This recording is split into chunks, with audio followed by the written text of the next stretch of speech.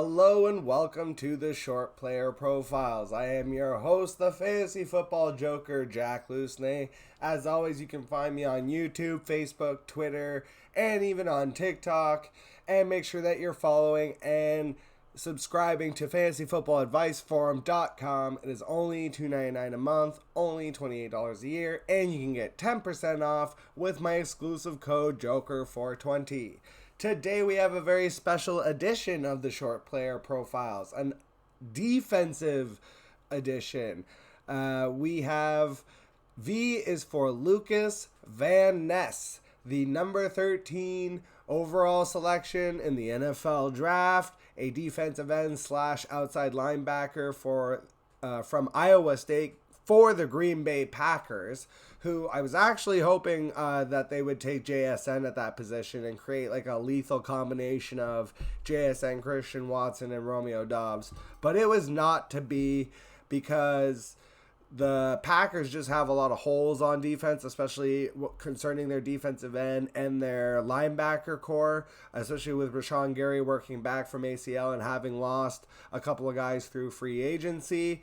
And so, first of all, Van Ness, obviously with the high draft capital, already expectations are set. He's going to be coming in with a big opportunity to immediately grab a starting job, both rotating, I think, as an outside linebacker and as a defensive end. So that should pump up both his tackle and sack numbers. Now, he only had, I think it was 13 and a half sacks across 2 years, but he is a big athletic boy. He is 6'5", 270, and he's got speed and size to him. He's got good athleticism, and I think that he is going to make an immediate impact on the Packers defense. Now, furthermore, he's going pretty late as far as like IDP drafts, and what I like is he's most likely, even if he doesn't have it currently, I think eventually he's going to get that dual eligibility where he'll be able to be played both as a D lineman and as a linebacker.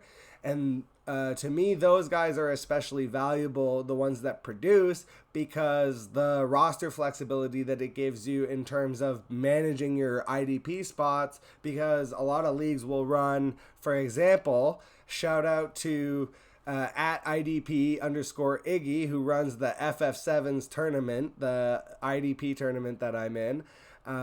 It's one defensive lineman, one linebacker, one D-back, and then 3 IDP flex spots. So it's like when you're managing those singular positions, I definitely prefer guys that I can slot into either the D-line, linebacker, or flex spot because, again, it just allows me to not have to roster so many defensive players for one, but also to hit on guys that, yes, they might have the linebacker tag and I can slide them in there, but they're going to be playing a percentage of their plays at defensive end, and that's giving me a higher percentage at sacks, which is where you're getting that big money payoff in terms of fantasy points for defense.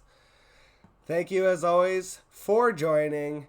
Make sure that you like, comment, subscribe, share the video, and of course, make sure that you sign up to fantasyfootballadviceforum.com.